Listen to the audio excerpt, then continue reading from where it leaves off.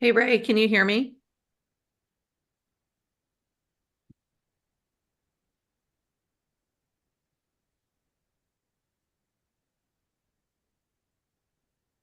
I'm not sure if you're able to hear me because I can't hear you.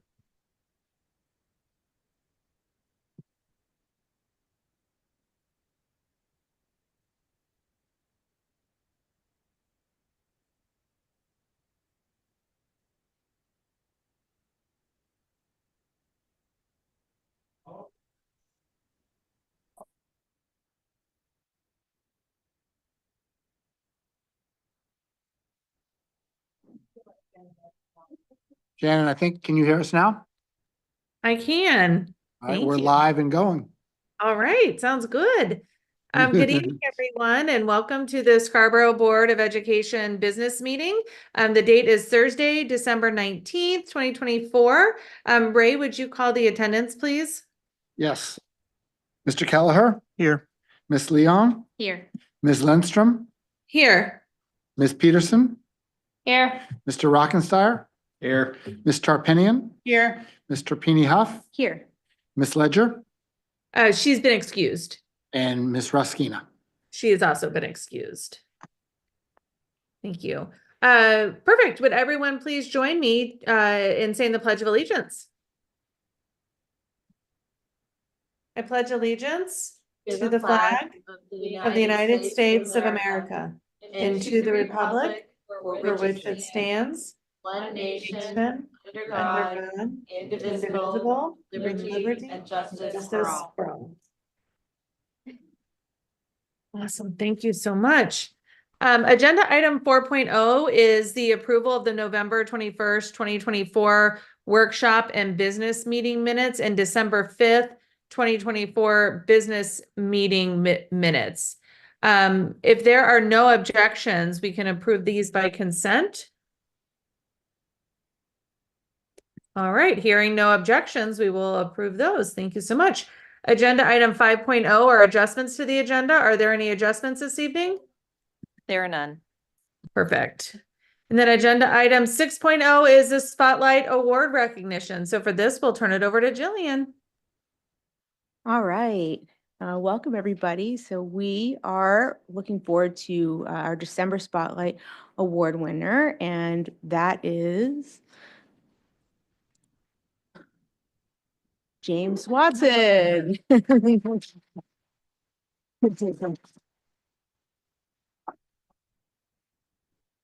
Uh, So Jim is a special ed consulting teacher at the high school, and oh, that's okay. That's right. Who nominated him? We'll go. You might as well go ahead. Yeah, sure. That's okay. That's okay. The person who nominated James is Mark Simard. There he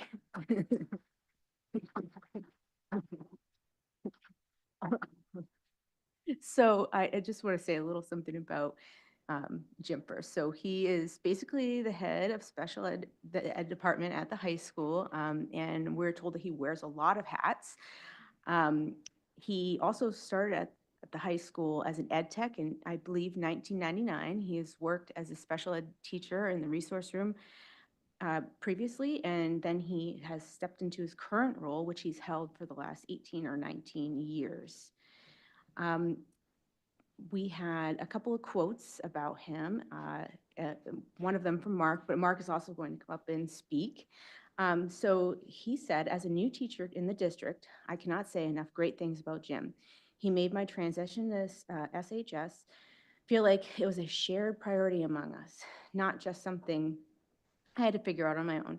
I am 4 months in, and he's proactive and helpful as day one. He teaches me new things, makes me feel like a priority, and absolutely part of why I only want to work at SHS. And also that Jim is part of my interview committee, and he heard me say that I crave constructive feedback. He is absolutely has a knack for providing me with the feedback that not only teaches me, but also motivates me to succeed. He brings out the best and makes me glad to ask for help from him. So if Mark, would you like to come up and say a couple of things?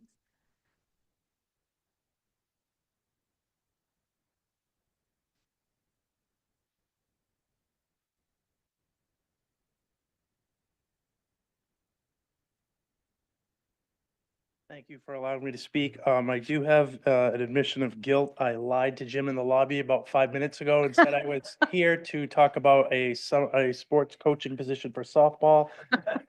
Hoping I get asked to work tomorrow, but usually lying to your supervisor isn't a good mood, but I panicked and just said, yeah, I'm here for sports. So moving on.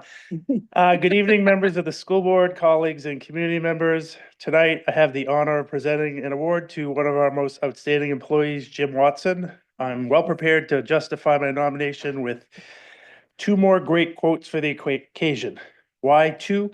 Well, I figured one wasn't enough to do justice to Jim's greatness, and three, well, that's a bit too many, and I don't want to overinflate Jim's ego and have him get all bougie and fancy pants on us over at the high school. So I'm going with two quotes as my landing spot. So in addition to the two quotes I already provided, my other two statements I wanted to make for Jim is that I want to say that Jim has made me feel many things: appreciated, welcome, positive, and instantly part of the special education team. He gives me tons of ongoing positive feedback and makes me so glad I chose to switch districts and join Scarborough. He is essential to my acclimation to Scarborough High School, and I would say it's someone who goes above and beyond for me, my program, and my professional development. I always get the support I need from him, and he absolutely makes me happy to work at the high school. He's an asset to Scarborough Schools as a developer of new talent. It was a pleasure to nominate him and an even greater joy to see him get selected for this award. Congratulations, Jim. And in closing, my secondary quote, found this and thought it was appropriate, but some people talk to you in their free time and some people free their time to talk to you. And Jim is definitely the one that frees his time. I don't feel like we're ships passing in the night. He comes in, he sits down, spreads out and says, how are you doing? And checks in. He definitely just doesn't check in with you accidentally. He makes it a part of his day. And I appreciate all the help you've given me this year. And sorry for lying, but I thought it was worth it. So congratulations, Jim. Thank you.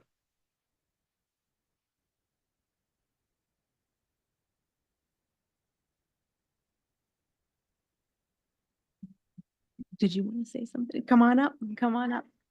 All right. Hi, I'm Chris Rhodey, and I'm the Director of Special Services, and thanks for giving me a few minutes to talk tonight. So, little known fact, Jim and I actually started on the same day at the high school. I think it was about 50 years ago. I think they were installing indoor plumbing for the first time there. It was a big day. So I've known Jim for a long time, and none of what Mark has said this evening is any surprise to me. And Jim wears, as Mark said, like a lot of hats at the high school in his role. He runs IEP meetings. He reviews every IEP that we write at the high school before it goes out. That's a lot of IEPs. He meets with every parent of a student who might be considering special education services for their student. That's a super important role that Jim has done for many years for us. As Mark has talked a lot about tonight, he's a mentor for new teachers. Jim does all the ed tech scheduling for the building. And every day, Jim is our resource for filling in when we have staff out, if we don't have subs. That's been a constant theme for us. That's a lot of work in the moment. And Jim does all that as well. There's some other things too. I had to write them down. There were so many. Let's see, what else here? Oh yeah, testing. So Jim does all of our academic testing for our IEPs for all of our students. He does all of our classroom observations for our assessments as well, and runs the department meetings and is also part of the high school leadership team. So, when Mark talks about Jim freeing up his time to help others out, there's not a lot of time in Jim's day. And he has a very demanding job. It's a lot of pressure, a lot of timelines. The boss is hard to work with. And, through all of that, he really does make time for everybody. And this is something, like I said, he's done not just for staff, but for students and parents throughout the years. So, Mark, thank you for taking the opportunity and the time to nominate Jim. And I did promise Jim I would be as brief as possible this evening. So I'm just going to wrap up by saying congratulations and well-deserved for sure. So thank you.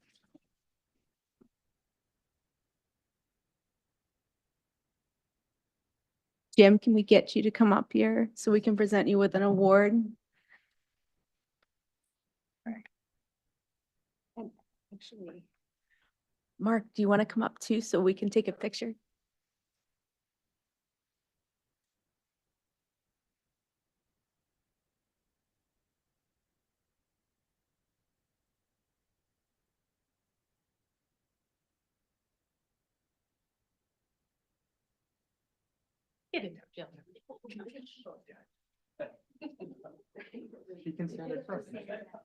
Yeah, right.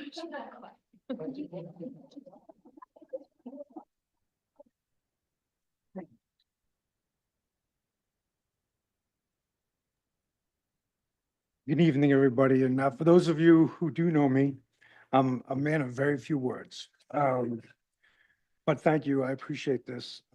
Chris, for the kind words, Mark, for the kind words. And this award, it really is actually kind of ironic because I just try to stay out of your way, frankly. You're doing a great job for our kids and for the rest of the staff in the building.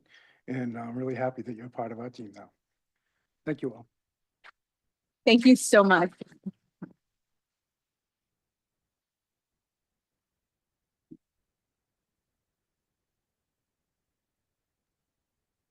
Oh, I just love these nights so much. Is there any discussion, I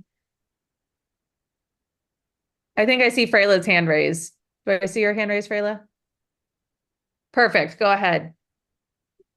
I just wanted to take a moment to say thank you. I love these Spotlight Awards because it gives us a moment to have just a moment of insight into what's going on in our schools that we never would know otherwise, unless we personally experienced it. So we get a chance to really kind of get a window into the great things that are happening in our school district. And I think there are a lot of them. I don't think there's a bigger thing you can do than be generous with your time. You've been described it, how many different roles that you play at the same time.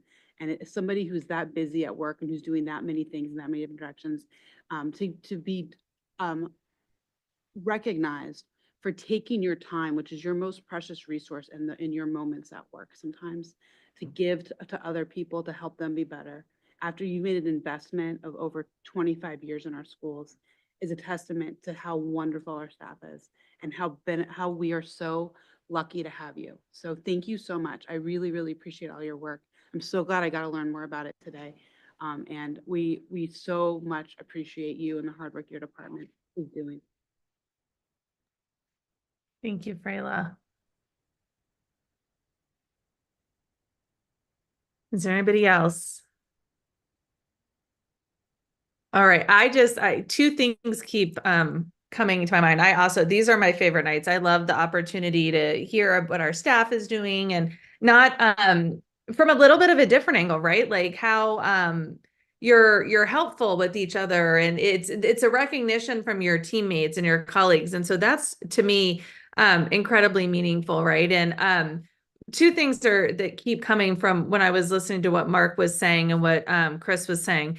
I think sometimes we forget how important and how impactful little interactions are. It doesn't have to be big, tremendous things, right? But it can be going out of your way and stopping by and saying hello and checking in on a new employee and seeing how they're doing and making sure they have what they need and answering any questions. And then saddled right up to that is the fact that, there's that quote that people might forget what you said, but they'll never forget how you made them feel. And both of these things are what keeps running through my mind when I'm listening to this. And so, Mark, thank you for all you've done. Thank you. This is obviously a very well-deserved award. And I'm sorry, James, thank you for all you've done. And this is obviously a very well-deserved award. Mark, thank you so much for nominating him and for recognizing him for all he's done. So thank you very much and congratulations. All right, agenda item 7.0 is general public comment.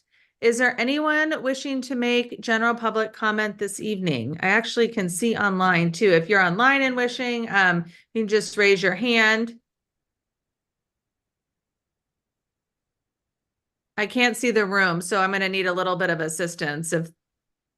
There's no one coming up to the microphone. Okay, and I see no one online, so seeing none, I will close general public comment. Agenda item 8.0 is new business. 8.1 is a motion to accept the grant for change from Maine Initiatives. So Diane, can you tee this up? Sure, I'd be happy to tee it up. Thank you so much. Again, in your packets tonight and in our public packets, there is information for you about a request for grant approval. You see there a memo from Kate Bolton.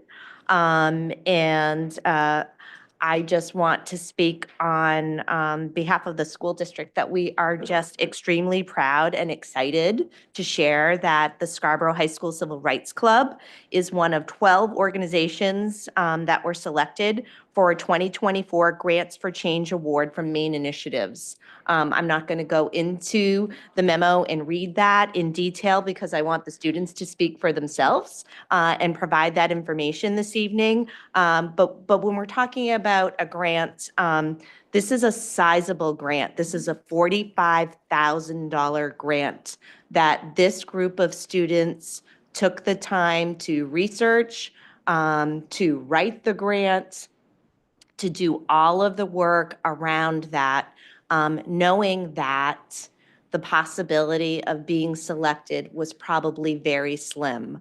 And they were selected.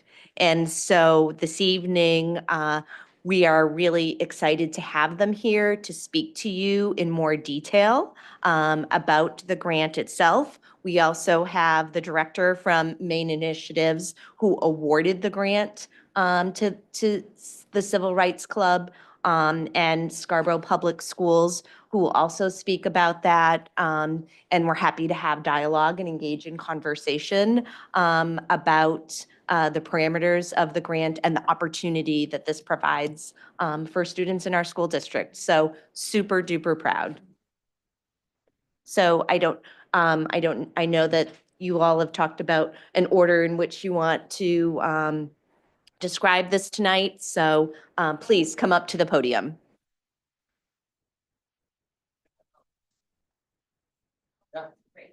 More than happy to.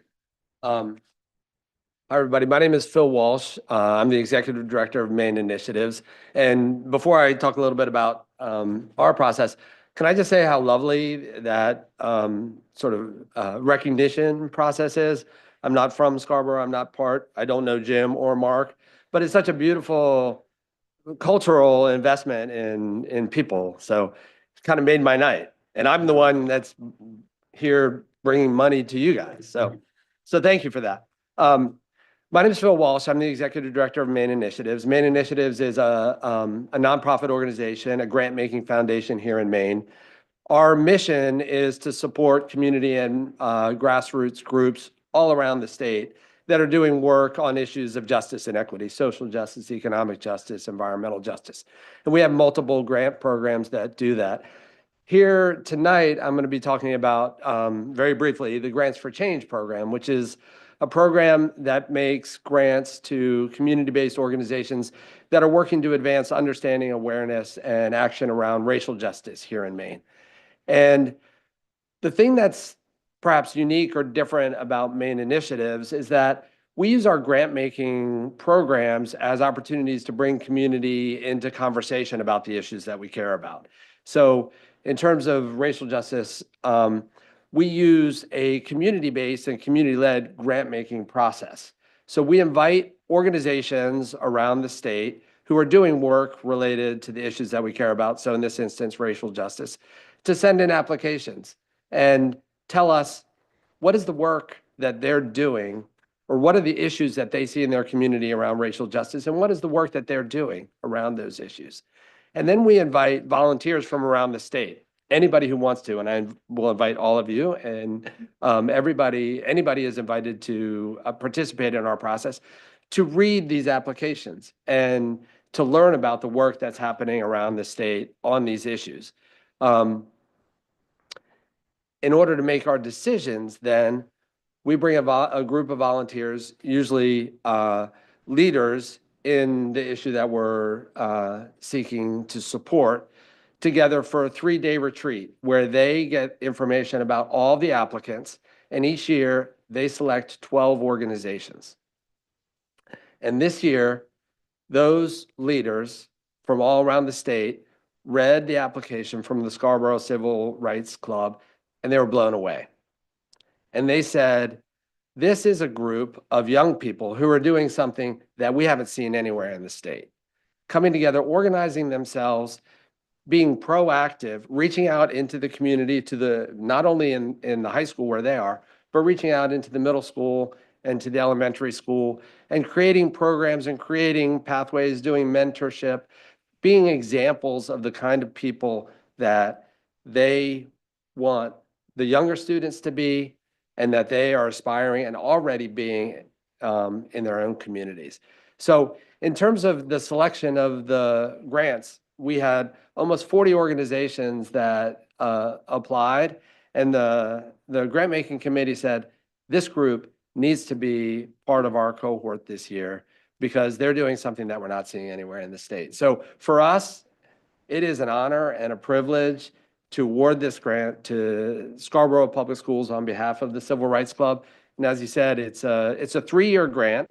It's $15,000 a year, so $45,000 over those 3 years. And this is to support the work and the activities that the club is already doing, but also hopefully to expand their ability to have greater impact, both here in the Scarborough Public Schools, but also across the state, if this could provide a little travel money to get out of Scarborough.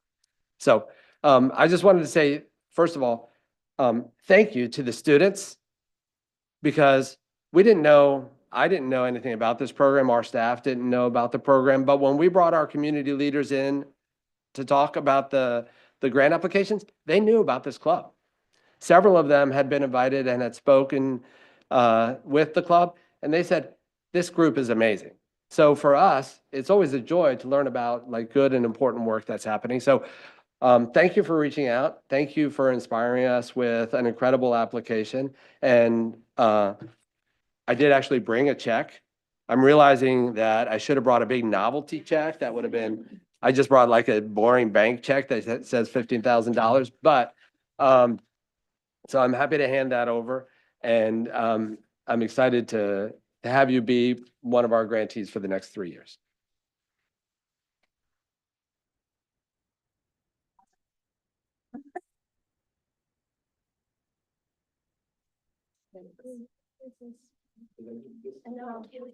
Oh, is there gonna be a photo op? Like a handing up. Oh, we're doing a mini hold or? Don't worry, I'll Photoshop it. Thank you so much. Yeah, no, thank you. Should we be, this is a lot of money. Where do we, okay, how do I? I don't want to hold that. I got it. Haley, let's see. Did you want to go first? Yes. Yes, okay. Are we ready? Okay, we're just gonna start off by saying thank you and how much this means to us. So we'll just introduce ourselves first. I'm Kaylee Q. I'm a senior and I'm the co-president of the Scarborough Civil Rights Club. Hi, I'm Alex, and I'm the other co-president of the High School Civil Rights Club. My name is Yeshu. I'm the Media Relations Officer of the Civil Rights Club. And my name is Jody. I'm a senior, and I'm the archivist of the Scarborough Civil Rights Club. Good evening. I just want to start off by saying how major and important this grant is to us. When Alex and I came in August to write it, I hadn't fully processed that we would be able to get the grant. It was just something that we had applied for. And now that we have, we are so excited and we're so very thankful for the Grant for Change from Maine Initiatives. And we have so many plans and ideas that will help empower voices in our community, which is always a goal, an important goal for us. Thank you.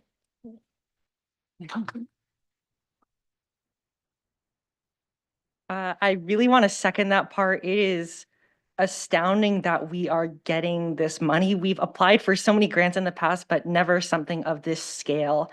For the past 8 years, Civil Rights Club has been dedicated to community organizing and aiding the better part of all of our school district, as you've heard Phil talk about. lot of energy in the head right now. But we've been working with our entire school community because we believe that inclusivity and diversity doesn't just end at the high school where we are. So we've been providing resources for our K through 12 teachers about Indigenous Peoples Day, Indigenous Peoples Heritage Month, API History Month, Black History Month. If there's also things about civic engagement, such as going to our policy team meetings, or our voter registration drive that is annual. If there is anything related to civic engagement or teacher resources about diverse months and representation of minorities, there is a high likelihood that Civil Rights Club has played some sort of part in it. And because of all of this community building, we are just so grateful to be recognized. We've been working at a deficit for 8 years now, and it feels good to finally not have to sweat the details. Definitely. Kind of adding on to what Alex and Jody said, I think it's a really big deal for us because now I feel like we can actually pursue our goals and dreams and whatever we wish to do without having the burden of financial constraints. And also, as Alex mentioned, the past few years, there's been so many amazing projects, and the fact that we can continue doing it, continue empowering people in our community, especially the youth, because they are going to be the ones who are going to be the leaders next. And I think leaving that legacy is really important. And I really hope that this grant can help us leave this legacy and continue this change that is already ongoing. And I would just like to end with a very big thank you to Main Initiatives for their time, not only for what they do as an organization, but for taking the time to read our application and process that they go through, which we really admire. I'd also like to thank the Scarborough Public Schools District, and I'd like to end with thanking our alumni who, our club was created about 7 or 8 years ago by a few students, and it's grown into what it is now today. And there's no way that we would be here receiving this money now or getting any recognition if not for the work that they did. So we are very thankful for the foundation that they have laid that they have laid down for us to do the work, and we hope to continue on their legacy through this money and through whatever we have in plan, with or without money. But we just hope to build off what they've already done because they've created a legacy that we continually aspire to. Thank you.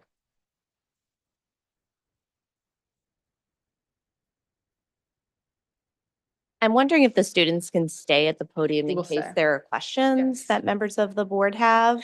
And before we go to board questions, if I could just ask you to share some of the examples. Again, I understand that there's a lot of work that has been ongoing that now is going to be able to benefit from the funding. Can you share some of those examples, please? Yeah, I mean, we're actually working on a grant proposal right now. Program, sorry. Program. Yes, not grant proposal, the money, a program right now for a mentor speakers program where we bring in a mentor or I guess a leader, a Maine resident who is a leader in their field, who's of an historically excluded community, to come in and speak and interact with the students and also interact with the club, and so that they offer representation as mentors and are willing to build relationships with students who want to continue in the career or field that mentor is in.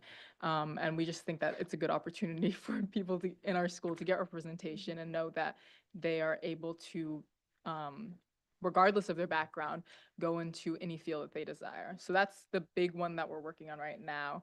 But I don't know if you want to.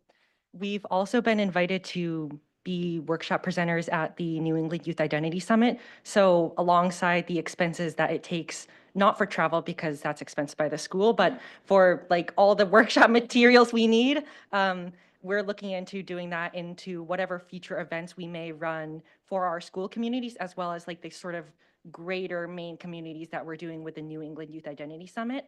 Do you want to talk about the poetry workshop? Yeah, and So earlier this year, we were a little nervous that we wouldn't have enough money for the poetry workshop, which we had for the past 2 years.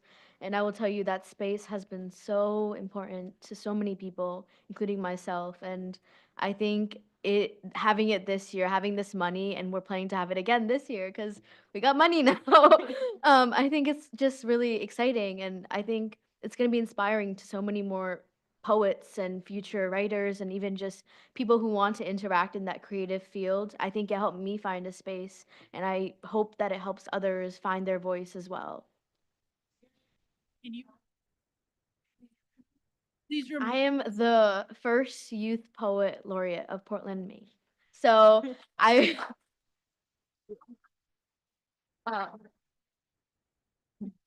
so definitely it's a title which I really like, I'm really grateful for. And I think a part of it does come from, these workshops and stuff. They really, before I never really had spaces, but I think having that space with Maya, with other poets, it really, inspired me to do so much more and submit stuff. And I think like this shows that there's so many other future leaders. And I think this path, like leaving a legacy, is so important. And it's important for young people to look up to older people, not older people, but like, people who are doing these things and be inspired because they also deserve to be leaders and advocate for themselves and what they want to do.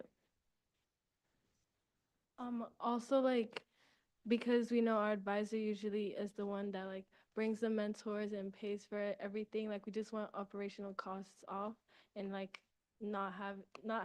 wait, like trying to like take that weight off our shoulders. Yeah. I guess we're still planning more stuff. There's more stuff to come, but we Stay do tuned. definitely want to stay more engaged with the community, and we're hoping to plan bigger events that weren't possible prior. So yeah, there's definitely more. Right, and I know that you are already working with Mrs. Bolton, who's our Director of Business and Finance, Mhm. in terms of working out, just like all of our other clubs and activities do, what is that process by which, things are approved and paid for? All of those things are filtered through, and, Kate can speak to that this evening as well. And I know that you're also going to be working with Mrs. Vitro, who is our Director of Curriculum, as it relates to matters of, curriculum content, and what that work might be looking like too. Yeah. Mhm. Thank you. Thank you so much. before you leave. Okay. Yeah. We'll say. Yeah, before you, and then you, Diane, you said Kate is there, and who is there, and Kate Bolton's there, yes, and the director, I'm sorry, his name is Phil. Yes. Phil's there. Okay, so we've got people to answer questions. Okay. I want to make a motion, Shannon. Hold on, before you make a motion, hold on 1 second.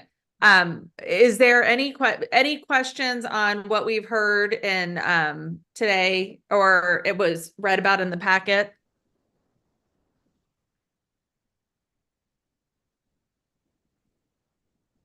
I do have, first off, I just want to make note, I don't see any hands. Okay.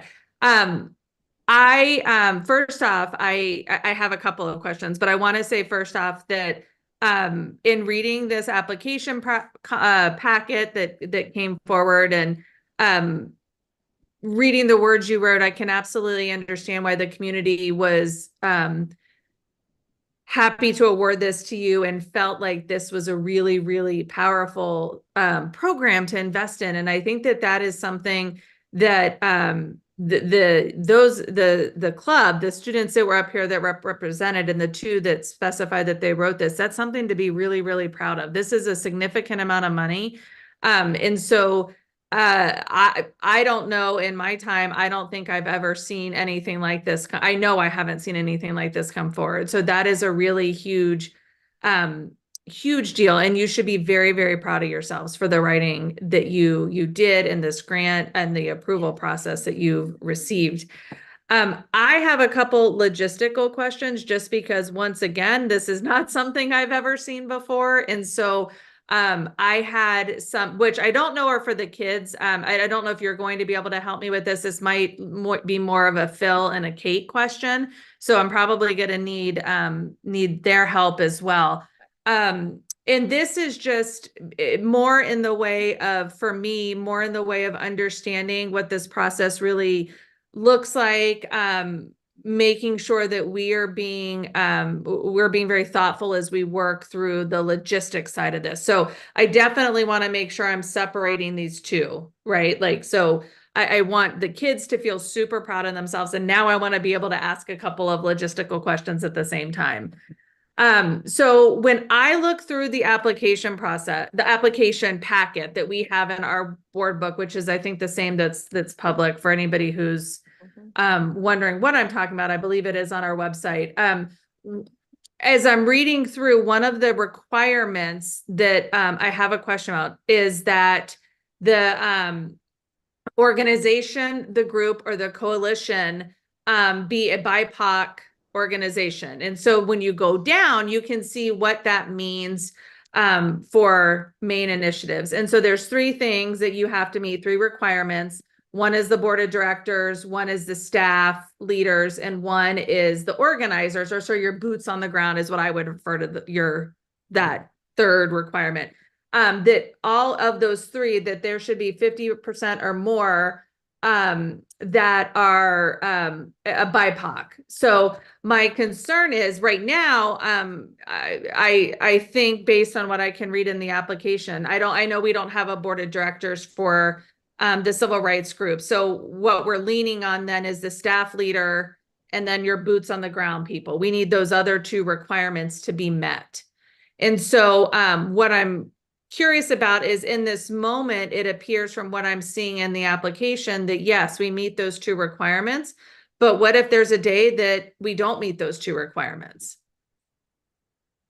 You know, it's a good question. And I have to say, we do fund school programs through some of our other programs, but this is the first time we've ever funded a school program through the Grants for Change program.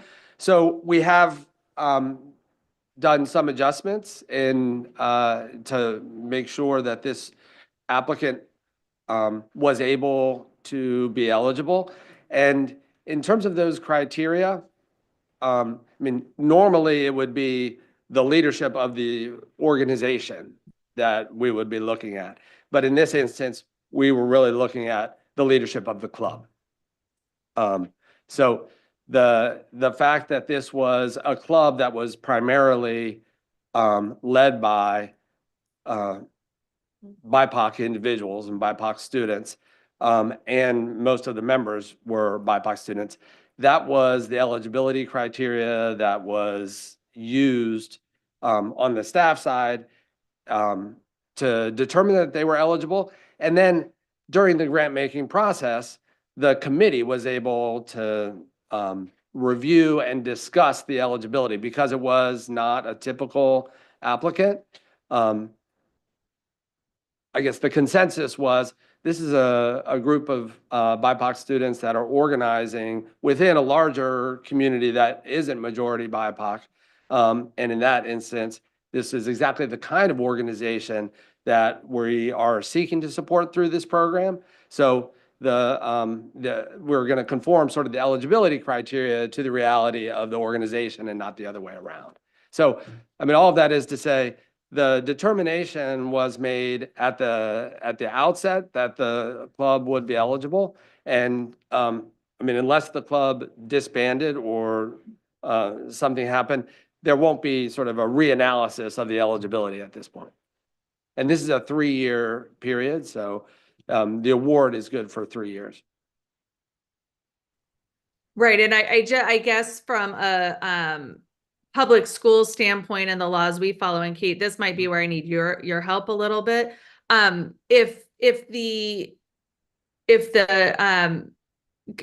makeup of the are there any concern from our standpoint, from a school, from a district standpoint, that those requirements are listed in there? Because we are to what Phil's saying is exactly my concern. I can definitely tell this grant is meant initially, right? Like you're in mind when you write this application, you're thinking of organizations and you're not thinking of a school Right. group, right? And so I can very clearly see that. Are we concerned, is there concern for us from a public school standpoint, in making sure that we're being mindful of federal laws and inclusive laws and equal access laws? Is there any concern that this would violate any equal access laws at all? I have no concerns about that, Shannon. I think that the grant is given to this group, but that the group's intentions are to serve the school community, to provide new opportunities for the school community. K-12, as you've heard from the students, their work touches every kid in this district. And I have no concerns about that whatsoever. I have a follow-up question to that, Shannon. Sure. There's no criteria to join the Civil Rights Club in it is open to any student in the entire school district that's interested and able to participate. Right. Is I correct in that assumption or that Yes, knowledge? that is correct. Yeah, so everyone has access to the club. Perfect. Thanks, Frayla. Shannon, could I Okay. ask? Oh, yes, go ahead, Alyssa. Absolutely. All right. Is the Civil Rights Club predominantly a high school club benefiting everyone, or is there an iteration of it at the middle school and lower? Okay, thank you.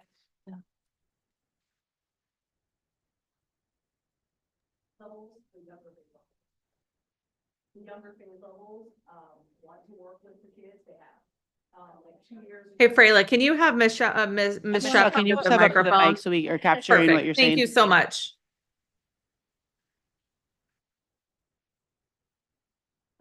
So yes, it is a high school group that is outward focused to the whole school community. Students on Civil Rights Club have served on the DEI committee. In fact, Kaylee was one of the student chairs, and did that amazing community night. Yeah, Kaylee. But also, sorry, I lost the thread because I got so excited about my kids. Talking about. Is there a middle Oh, school yes, iteration? thank you. So, sorry. So, I think part of the problem at the younger levels is, there have been civil rights teams there before, but they're not funded even for the advisors. And this is not a easy position to be in, because civil rights is hard.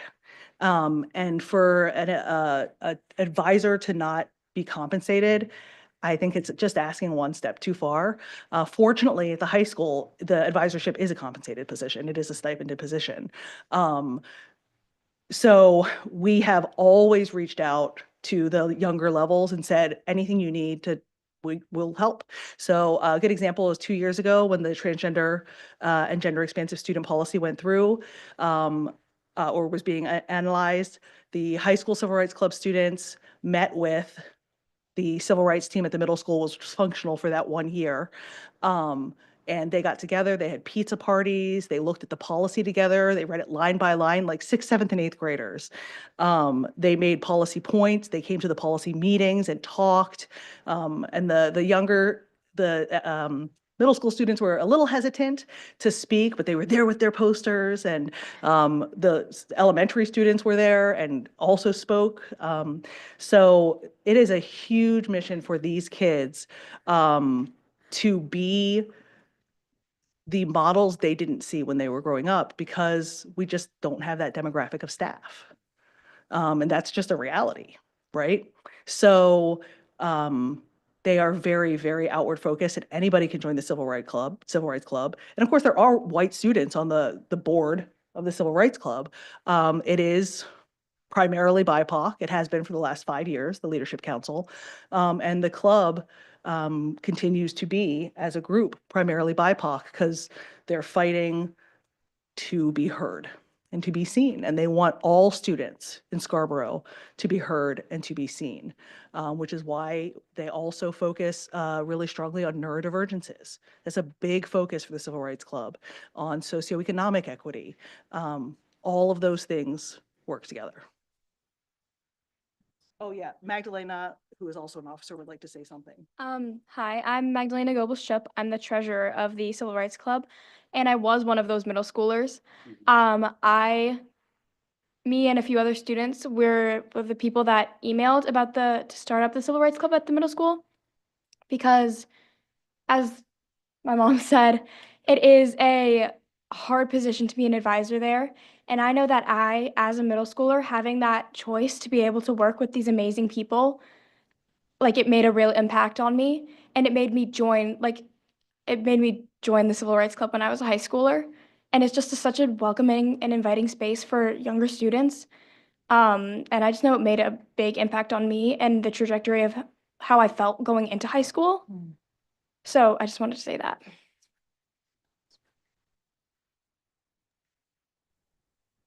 Thank you so much. Thank you, Michelle. And thank you, there we are. Thank you to Kate, and thank you to, again, the students. Thank you so much. Do we have any other questions for right now? All right. Hearing none, do I Shannon? have, oh, yeah.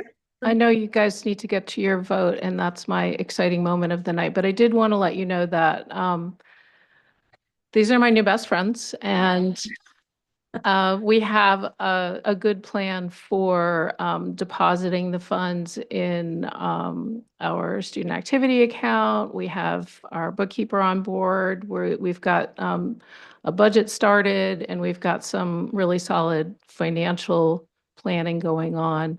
And a lot of folks at central office who are taking a really strong interest in this and just so excited to be able to see what we can do. That's awesome, Kate. And then like going forward with your, you've got the things that you're working on, and the back end right now, is there is the thought that the Civil Rights Club will submit to you a proposal for using the funds? Like, how are we making sure that we're, honoring all of our policies, and that this, do you know what I'm saying? That the programs that they're choosing fit into and are following all of our rules. They're actually working on following the same parameters that they do every day, because even though there's money, in the past, they've always had events and programs and aspirations to bring things to the school community. So that relationship is with Mr. Terrio, Mr. Legage, with me, as Diane mentioned earlier, with Mrs. Vitro, when there were our connections with curriculum and some opportunities that the club wants to bring into the school community that might have some alignment with our curriculum.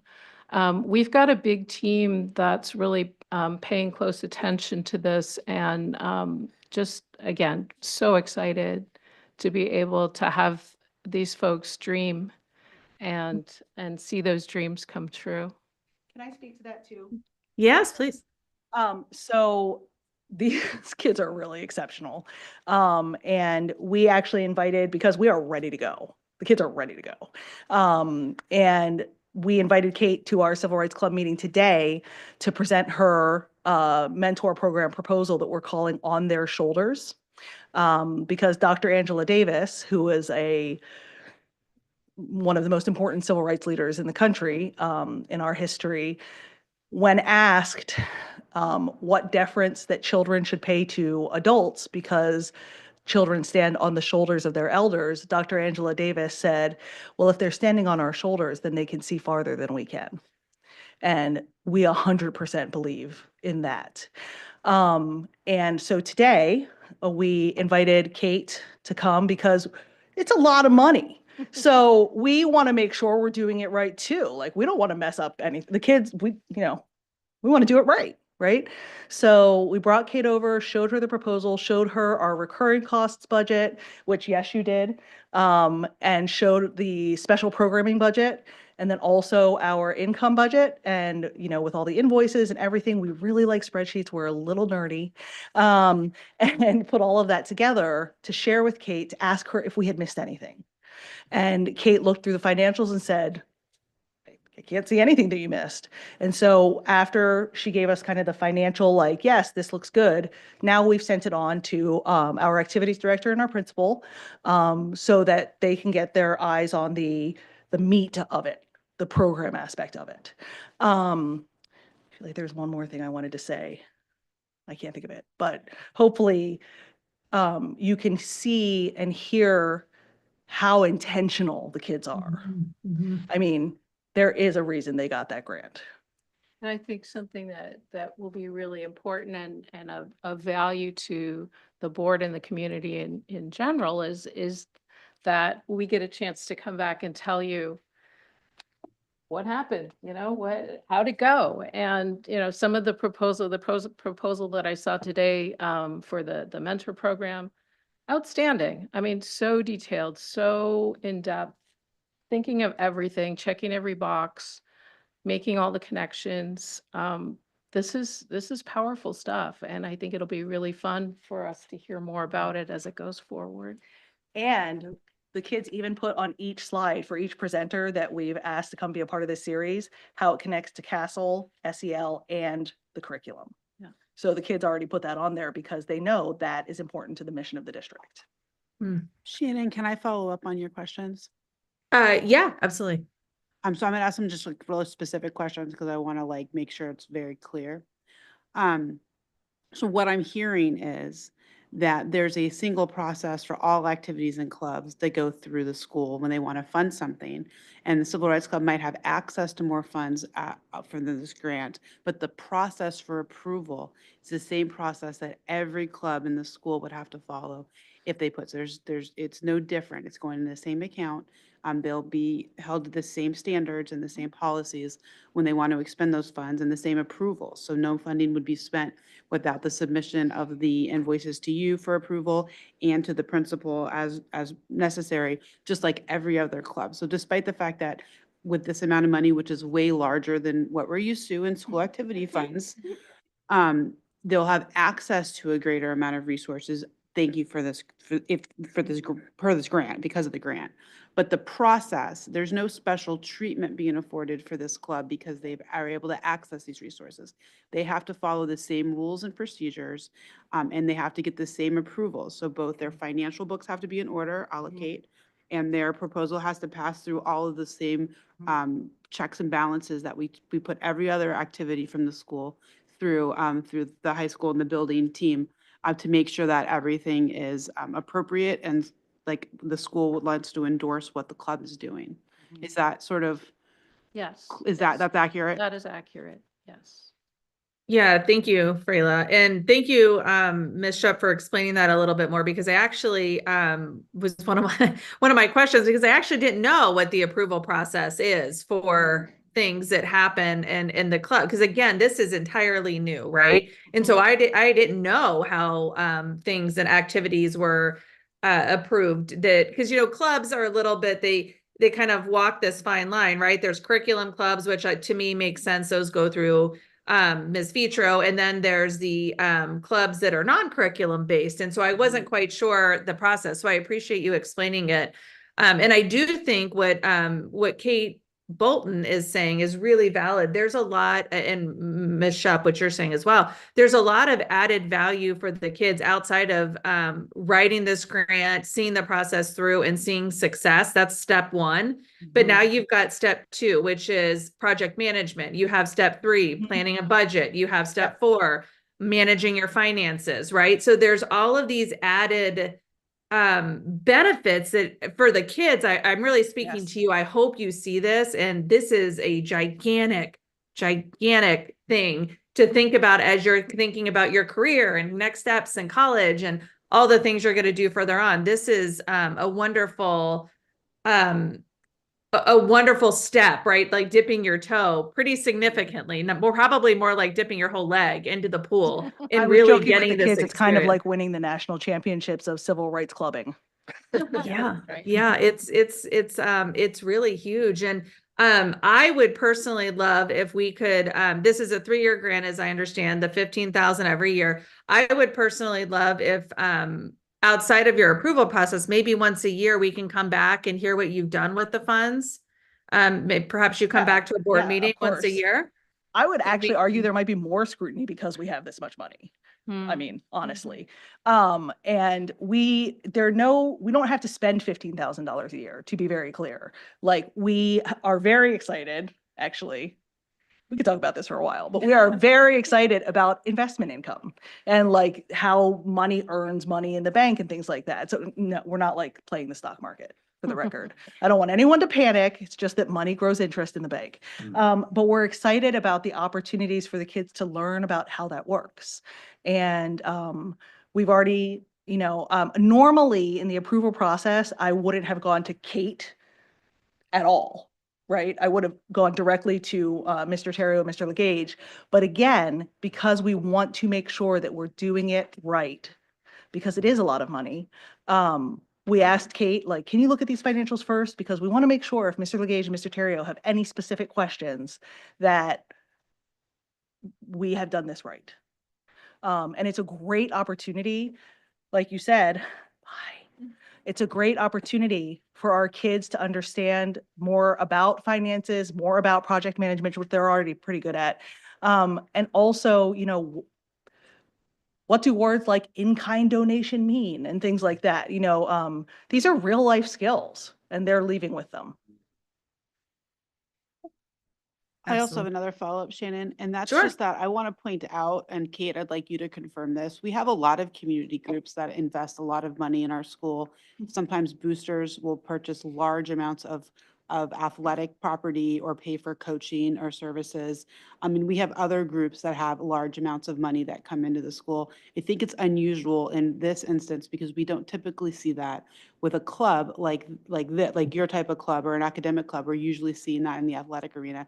But this is absolutely something that happens on a normal basis. We approve expenditures from outside groups to support our kids almost every meeting. And so I just, as much as this is, I think, a moment that we should be celebrating, absolutely. But I also don't want to take this into the realm that this is some unprecedented, completely out of left field, crazy notion. But rather, this is simply an investment from a community group in an activity that they want to see continue, much like we see in football and all our other sports that benefit greatly as a result of the community investment in them. Perfect. Are there any other questions? All right, can I make my motion? Yeah, hang on. Let me read it first. Let me ask for it. Do I have a motion to accept the grant for change from Maine Initiatives? So moved. Second. Is there any discussion?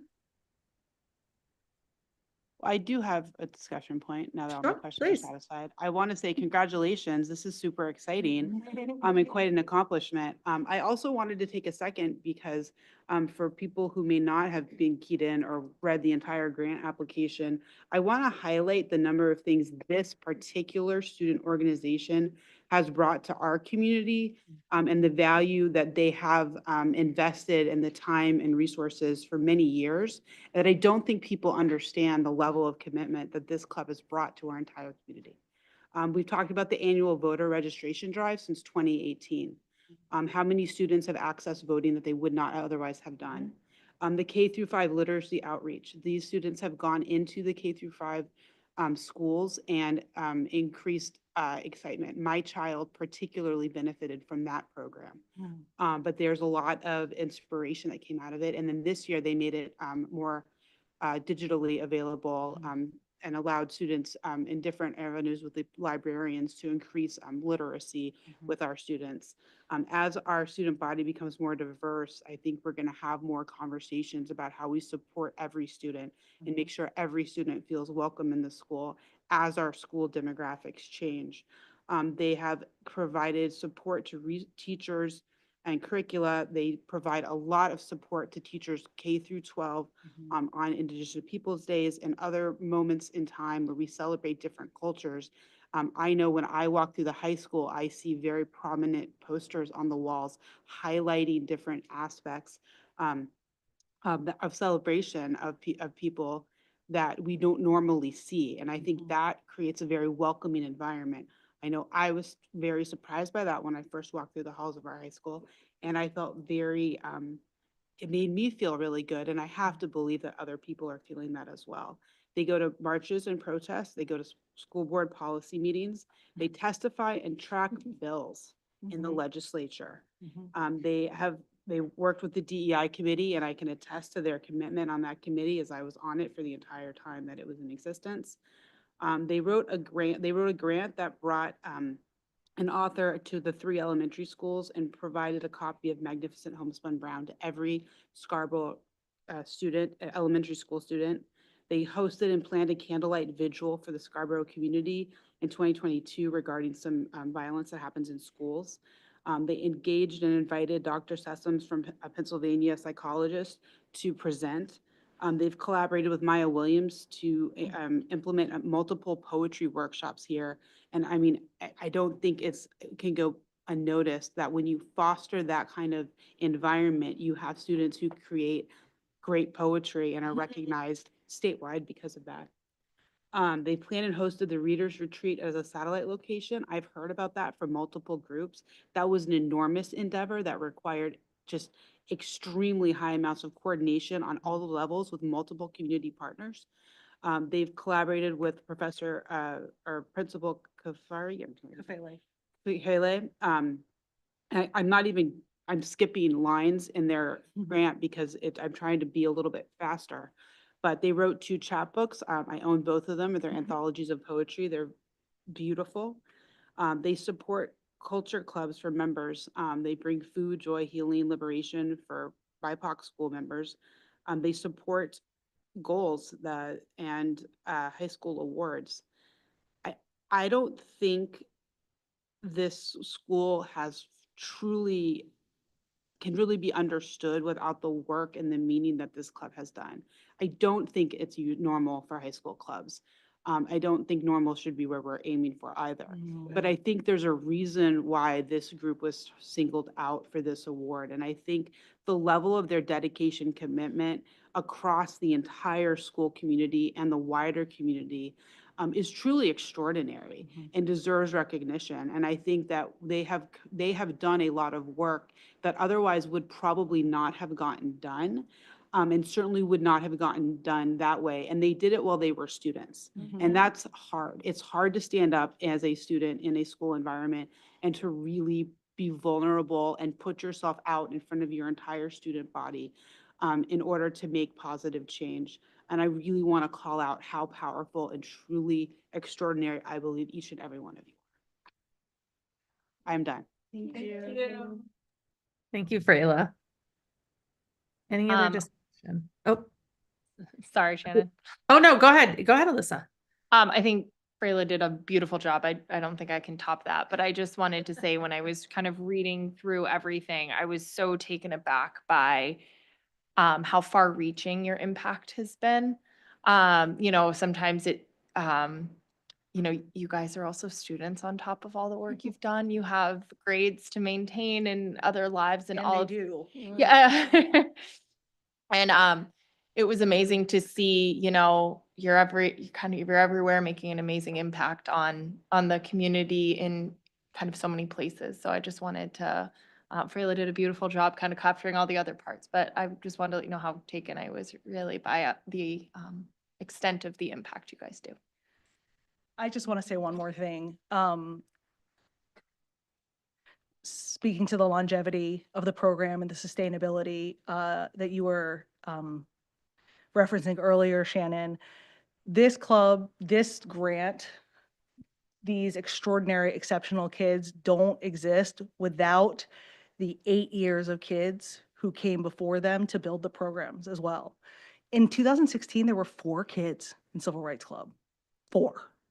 But they saw something that they wanted to change. Dylan Hinton, Ev Norsworthy, who's now an attorney. It's amazing.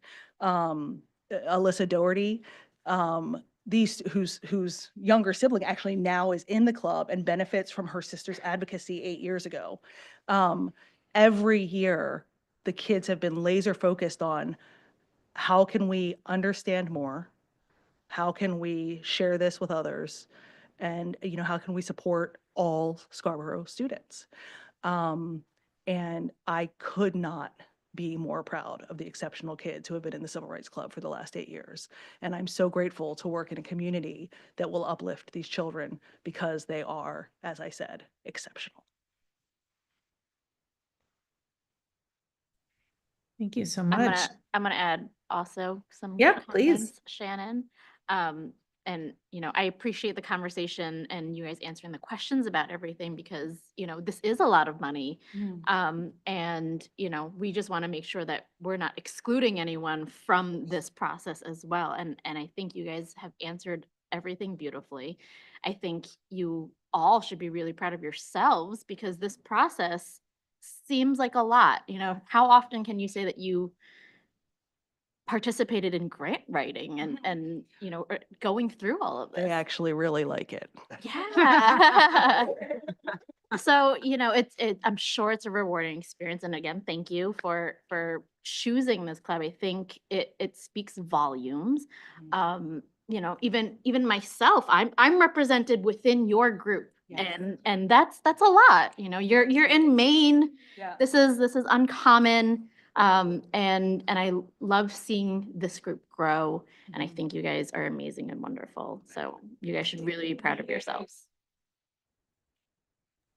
Thank you, Jenna. All right. Ray, because I am remote, I apologize. Can we call the vote, please? Mr. Kelleher, Yes. Ms. Leon, Yes. Ms. Lindstrom, Yes. Ms. Peterson, Yes. Mr. Rockenstein, Yay. Ms. Tarpinian, Absolutely, yes. Ms. Tarpini Huff. Yes.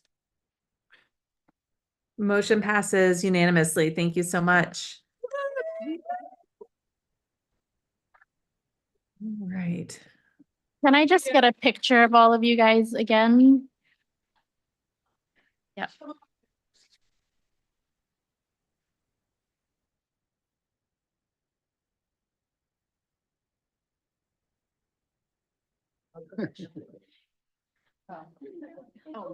That's my last year. And I Yeah. they're all gonna be gone and it's just gonna be me and y'all. Oh, yeah. Yeah, we need to tell everyone. You doing the handoff again? Yes. I gotta touch it. I'll bring a 6-foot check next time. Next year. Thank you.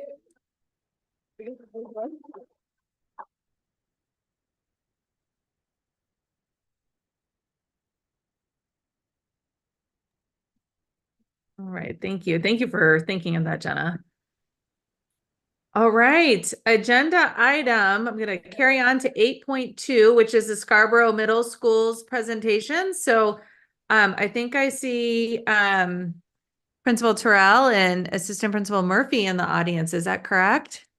Yes. Wonderful. Yes, it is. Thank you for joining us this evening.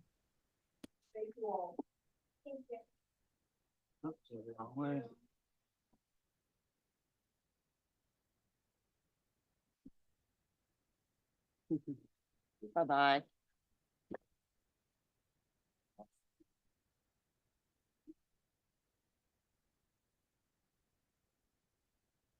Hi, I'm Kathy Terrell. I'm the principal of Scarborough Middle School, and I have Chris Murphy, the assistant principal, with us tonight. And we are going to share just some of the new things that have been going on this year at the middle school. So we're going to start with talking a little bit about our new chorus part-time position.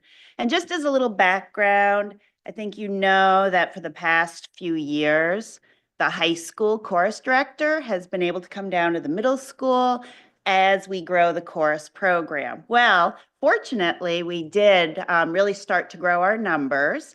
And so last year for the budget, we were able to get a part-time chorus teacher for the middle school. So our new teacher is Matt LaBerge, and he does come in for 1 day out of a 4-day rotation. And as you can see, we were very surprised with 50 sixth grade students. We did not want to, say that some of the students couldn't be in chorus. So he does have a class of 50. You can see the picture there, and it's really deceiving because I was looking at the picture going, that doesn't quite look like 50 students. But so that's been very exciting for us. So Matt shared with me a little bit about our middle school chorus. The students work to increase their vocal abilities and choral knowledge. They develop proficient music literacy and sight reading skills. They learn the fundamental basics of ear training, have the opportunity to become active members in the music community, and showcase their musicianship through hands-on practice and public performances. Perhaps the most impactful component of the chorus curriculum is social emotional learning. Singing takes bravery and is often considered one of the most, if not the most, vulnerable art form. I certainly would not be comfortable singing in front of anybody. But after all, one's voice is part of who they are, and a person cannot be separated from their voice. Chorus class is structured in such a way that each student feels safe and empowered to use their voice, knowing that they are fully supported and respected by their peers and teacher. And he did want me to extend an invitation, and I second that, to come to any of our chorus concerts. And if you can only make one, I would say the March concert that has all of our elementary, middle, and high school is just phenomenal. It's so much fun, and even the second graders are invited to come up on stage, and they hold hands and skip and run up there, and it's just a lot of fun. So we're really excited about how much our chorus has grown. Yep, next slide. So I want to give you just a little bit of update on our Maine Outdoor Learning Grant that we received last year. So our 6th grade science teachers worked this summer, and they developed this the crab study unit. And on the day that they went to the beach for this, they did take the entire 6th grade class, all of the 6th grade teachers and the crew teachers. And so all of the teachers really learned a lot about this unit so they could help support the learning. And they also had parent volunteers. So Ray, if you could just hit the 6th grade crab study, and they happened to make it onto the news.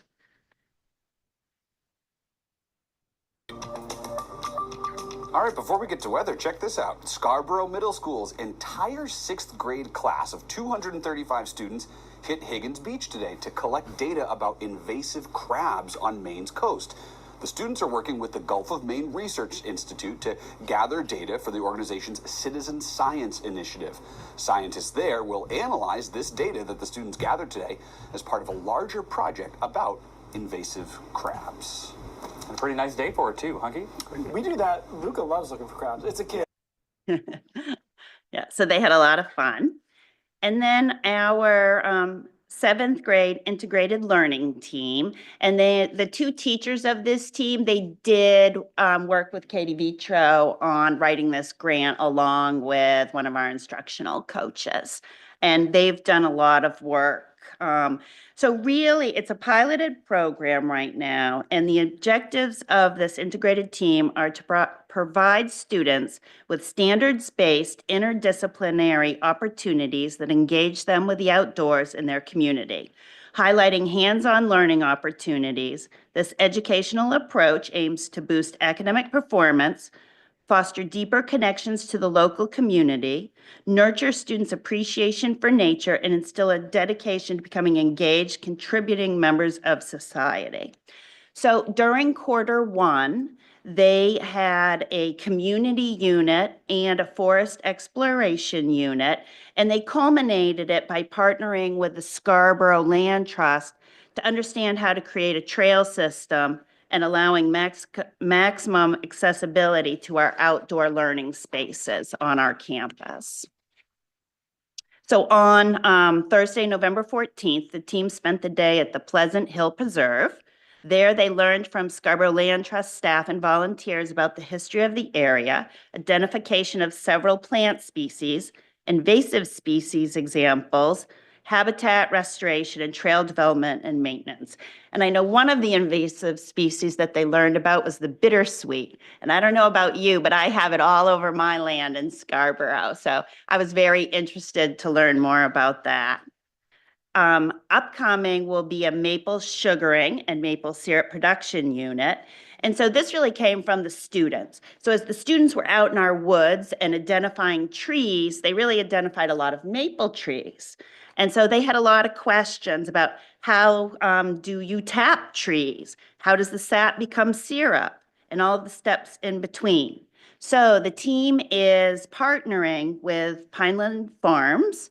They run a complete maple sugaring operation. So they are going there to speak with them. And then they, from the grant, bought equipment to tap our trees. So they're going to actually tap the trees, make the syrup, and then as part of their advertising unit in ELA, they're going to brand it and market it.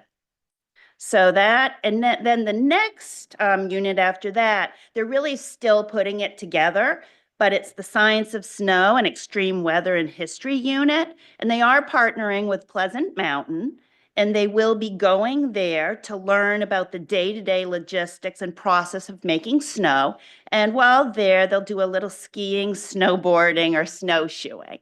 So that'll be a lot of fun. And they have Ted McInerney from Channel 8, Maine's Total Weather, is going to be joining them at the end of January and really focusing on what happened to Maine's snowpack, where he's going to discuss snowstorms, fluctuating weather patterns, and impacts on the melting of snowpacks. And then the last unit is the estuary unit. And again, they are still fleshing this out, but they are partnering with the Wells National Research Reserve at the Laudholm Farms. And they're also going to partner with Scarborough Land Trust and the University of New England. And they'll be going to do field work at Biddeford Pool with them. So they have a lot of exciting things, and they've really made a lot of connections and partnerships with the community that we then hope to expand to more of our students. And then our 8th grade, they, as an entire group, went to Fort Williams to do some geology field work. And again, the whole team went along with all their 8th grade crew teachers also. And the science teachers worked this summer to put together this unit, but they also did a lot of training and professional development with all the staff. And I had staff members say they learned so much themselves. And I just had a teacher yesterday say, kids were making connections by what they did at Fort Williams with our unit and could think back and see the examples. So, but all of the 8th grade students had the opportunity to do some geology field work at Fort Williams and Cape Elizabeth. So the focus of the experience was building background knowledge on how the earth has changed. Students examined evidence of seafloor spreading, identified key igneous and metamorphic rocks, predicted the causes of geologic change, and learned about the nearly 500 million year old history of Fort Williams. And so we're really excited at the middle school to continue this work. And we're looking at scheduling for next year. And are there a team on the 8th grade that would like to continue this work? But it's been really exciting. I'm going to turn it over to Mr. Murphy now. Good evening, everyone. Thank you for having us. I got to say, this is probably one of my favorite school board meetings to be at, since everything's just been positive, right? Not that everything's not always positive at the school board meetings, but just hearing about all the students here, that opportunity for the grant, it's just been incredible. So thank you for having us.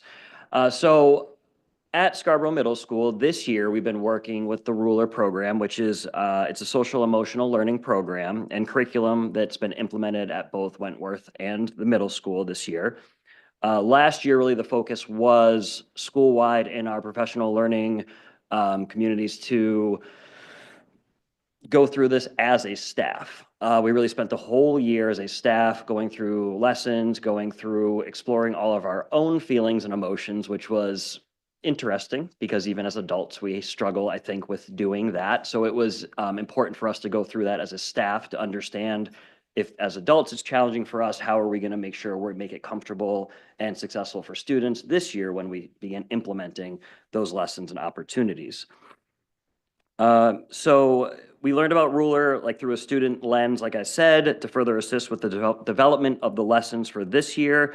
And really Ruler stands for, you can see it up there, that we had to work through as adults, how to be able to recognize, understand, label, express, and regulate our emotions. So anyways, it was a very interesting year with working through that process as adults to make sure that we had those opportunities and experiences to then be able to translate to our lessons working with the students this year. Go ahead to the next slide, please, Ray.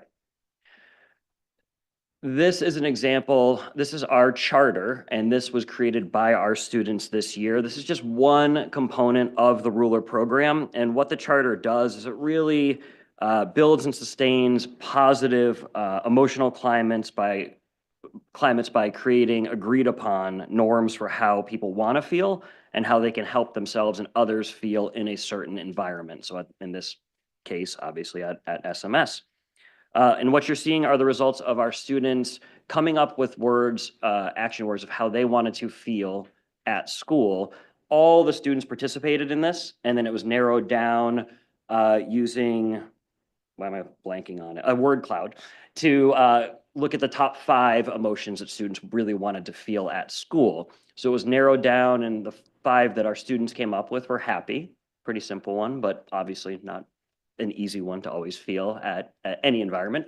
Respected, welcomed, included, and safe. So some pretty powerful words, and really, it was wonderful to see that come out of this. And then the other bullet points you see underneath all of those words were also created by students, coming up with actions as to how they're going to make this charter come alive and how they're going to help themselves and others feel happy, respected, welcomed, included, and safe at our school. So really empowering the students to come up with these words on their own, the actions on their own, and to be able to have these, we have them all over school, posted all over school, all the classrooms, in the bathrooms, everywhere that you would see it in the environment to just keep it alive and keep it fresh in our minds.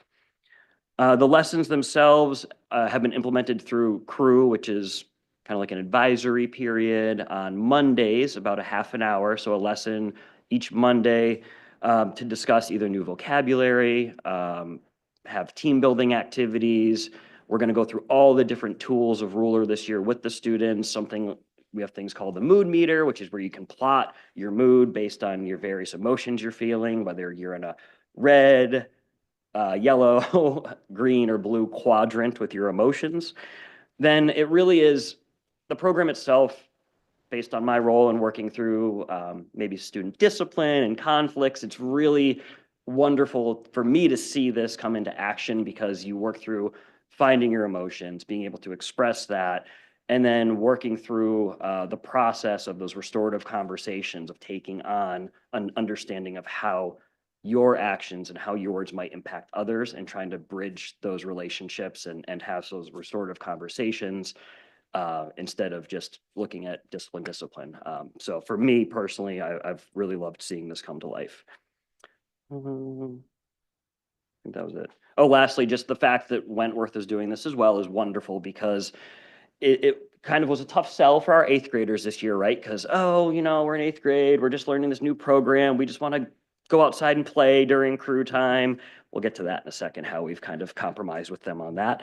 But just for us to have that base coming up from the elementary school and seeing, knowing they're coming with that emotional vocabulary can only empower the students even more so that when we have these lessons in the middle school, it's just going to build that bridge as they move on into the wonderful students we saw earlier and at the high school level. So I think that's it. We'll go on to the next slide, please.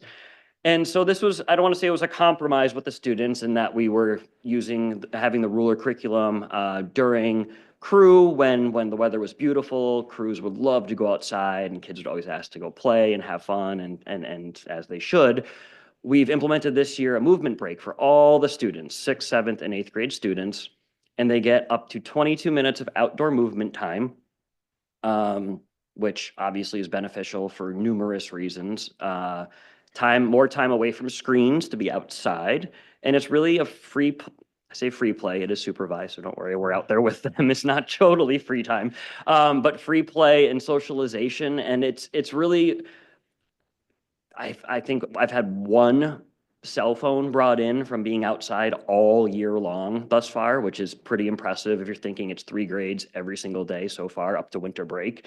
So the kids, they really, really have just latched on to that opportunity to be outside, and even when it's cold, to find space. As you can see, we don't have a set playground, but we have, we painted another one. So we do have 3 4-square, let's say that 3 times fast, 3 4-square courts out there for the students. And I was actually shocked. I have an 8th grade lunch duty. I was shocked at how many 8th graders are just so engrossed in playing Foursquare. Like I just go back to elementary school thinking that's what it was, but the kids really love it. We have one lone basketball hoop you see in the background there, but the kids have been really good about sharing and using that as much as they can. And when the weather is nice, we are able to go down and use our softball field. So lots of space for soccer, football, everything else. You can see a group of students there playing volleyball. They've just been creative with it too. I mean, the fence down below, they've been using that as a volleyball net.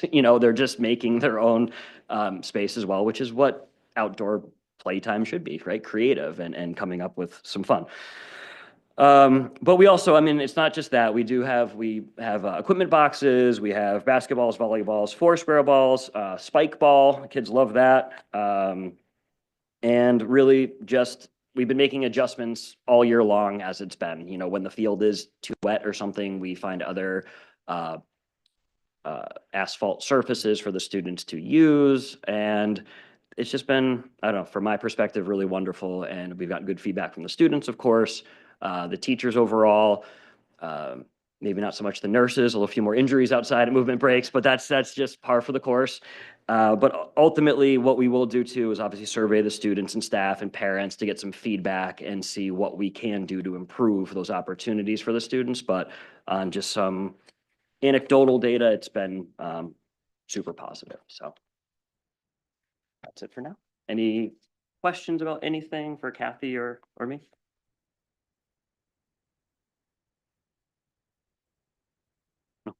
Carla, do you have a question? Not a question, just a comment. I'm feeling Sure. loquacious today, so you just have to bear with me.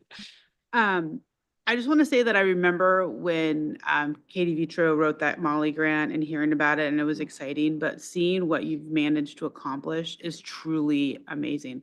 I think this is my favorite meeting also of the year. Like, this has been amazing. I don't always talk quite this much, but I'm very excited. I think middle school gets a bad rap, right? It's a really tough time for kids because it's transition, and transitions are hard. And that particular transition, I think most people agree, is very difficult. But I can't imagine a more kind of just supportive and wonderful environment than to really get them outside and giving them all these opportunities. I mean, making snow and enjoying it. Maple syrup. I mean, and it sounds like the kids came up with that on their own because they were identifying trees. Like, that's incredible. The crab study, which, it got good press, which is great, but that's so cool. I mean, like, the idea that, you're learning outside in nature, that the fact that they're having those opportunities is just so beneficial for them, and a testament to what your staff is doing. I mean, it's a lot of extra work. You have to, over the summer, they're drafting units, they're learning about estuaries, which are very important. But it's a lot, that's a lot of hours that they've spent dedicating time to making sure that they brought the Smalley grant alive, that they used it appropriately. And I mean, this is tremendous. These are tremendous opportunities for students. And again, it's tough, it's tough to inspire middle school students. They're not little kids anymore. They want to be in high school, but they're not quite there yet. And they're sort of stuck in between, right? And I think being able to really enrich their environment is so great. And the fact that it sounds like self-advocated for 22 minutes of movement outside. You did. I mean, that's a great, that's our students advocating for themselves, employing the skills that you're using. The ruler program is feeding that as well, being able to explain how they need to help self-regulate. And I think it's all coming together really nice, but I have to think they're connected, that this drive outside and the using nature as an educational environment to, enlarge our small spaces, is a good drive. But I mean, I see those connections where they're able to identify how they're benefiting from being able to disconnect and go outside, and they're still using that environment to learn and to continue growing in their educational, pursuits as well. I think that's an amazing job, and it's so exciting because, again, always from middle school, bad rap, but this is really exciting stuff. Appreciate that feedback, and yeah, hats off big time to the teachers. A ton of work. Yeah. For everything that they've done to create the lessons, to planning the trips, to every logistic that goes into it. The teachers have been absolutely incredible. So thank you for that. Yes, and Sarah Redmond has also been a big help because we have needed buses to get out into the community. So, she's been a partner with us too. But no, I knew how they felt getting the civil rights team getting the grant, because when Katie told us that we had gotten this one, it's that really exciting feeling of, what you're going to be able to then accomplish. Thank you. Thank you so much.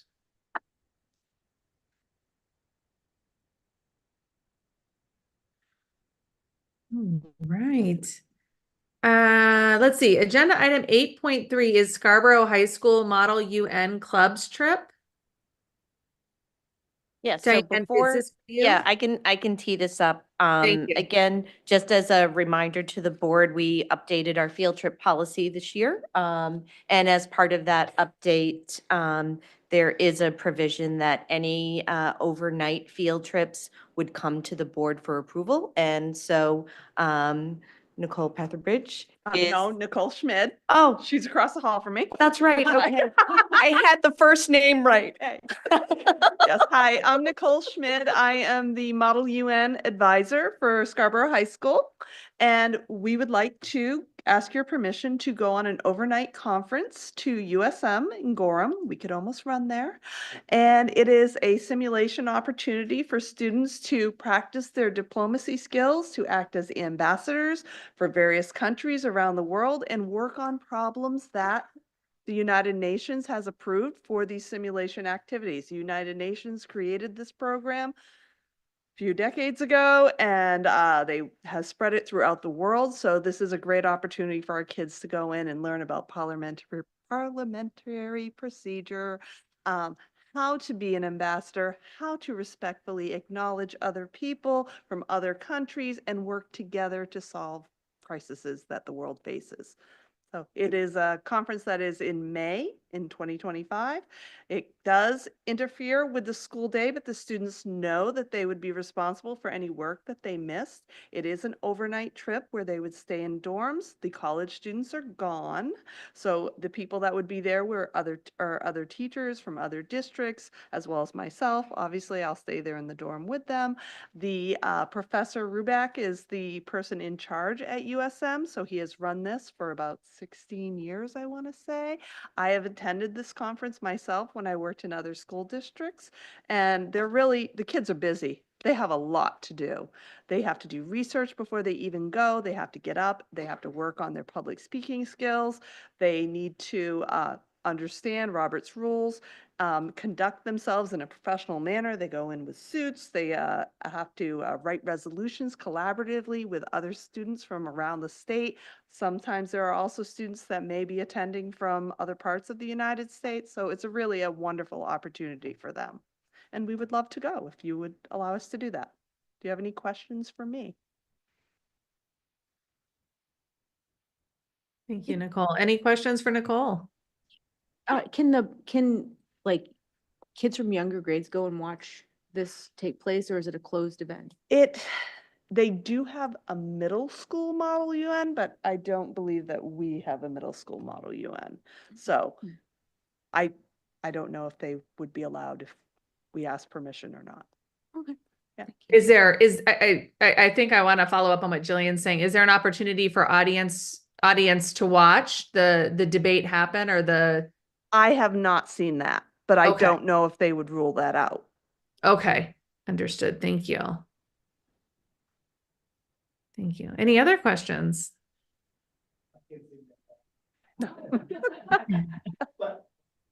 Great. All right, do I have a motion to approve Scarborough High School's Model UN Clubs trip? So moved. Second. Is there any discussion? Is there any public comment? Seeing none. All right, Ray, would you call the vote, please? Yes. Yes. Ms. Lindstrom, Yes. Ms. Peterson, Yes. Mr. Rockenfire, Yes. Tarpini, Yes. Ms. Tarpini Huff. Yes. Wonderful. That is unanimous. Thank you so much and congratulations. I'm looking Thank you forward very to hearing how the much. kids do. Thank you. All right, agenda item 8.4 is Eight Corners School donation acceptance. Diane? Yes, in your packet, you'll see a memo from Kate Bolton for donation approval. On December 2nd, Eight Corners School received a donation check in the amount of $1,425.04 from Hannaford Help Schools. Parents donated while shopping and made Eight Corners one of the 207's top participating schools, yielding them a $1,000 bonus from Hannaford to make that total. And the school is planning to use the donation to fund their annual end-of-the-year field day for all 3 grade levels. And so the request is that the school board approve the acceptance of this donation on behalf of Eight Corners School with many thanks. Wonderful. Thank you, Diane. Do I have a motion to approve the Eight Corners School donation? So moved. Second. Is there any discussion? Any public comment? Ray, could you call the vote, please? Yes. Mr. Kelleher, Yes. Ms. Leon, Yes. Ms. Lindstrom, Yes. Ms. Peterson, Yes. Mr. Rockenstein, Yes. Ms. Tarpinian, Yes. Ms. Tarpini Huff. Yes. Wonderful. That shows unanimous. Thank you so much. Agenda item 8.5 is the Wentworth School donation acceptance. Yes, and I would add, I understand that the board heard many of these other donation requests last month from other schools as well. So just as a reminder to all of you about that. So this particular donation approval request is also from Hannaford Help Schools for Wentworth School. And again, we are so appreciative of community members who shopped at Hannaford and directed their school dollars to Wentworth. Their supporters did such an excellent job that Wentworth was also selected as one of 207 schools in Maine awarded with the $1,000 bonus to recognize their commitment. The donation total of $1,452.04. Something about that 4 cents. I think we heard the 4 cents last month too. This donation at Wentworth will be used to bring a performance to the school for students and follow-up workshops. Actors from the Portland Stage Company will engage students in small groups and workshops as they use their bodies, voices, and imaginations to build an understanding of text while bringing stories and characters to life. We know that play helps develop literacy and reading fluency, character recall, understanding of themes, social emotional skills, physical storytelling, and vocal characterization. The program also comes with a comprehensive resource guide filled with information and activities based on the books and poems in the workshops, and will be a dynamic kickoff to the annual Wentworth Storytelling Festival. So we respectfully request that the school board approve acceptance of this donation on behalf of Wentworth School with many thanks. Wonderful. Thank you, Diane. Do I have a motion to approve the Wentworth School donation as presented? So moved. Second. Is there any discussion? Any public comment? Ray, could you call the vote, please? Yes. Mr. Kelleher, Yes. Ms. Leon, Yes. Ms. Lindstrom, Yes. Ms. Peterson, Yes. Mr. Rockenstein, Yes. Ms. Tarpinian, Yes. Ms. Tarpini Huff. Yes. Wonderful. That shows unanimous. Thank you.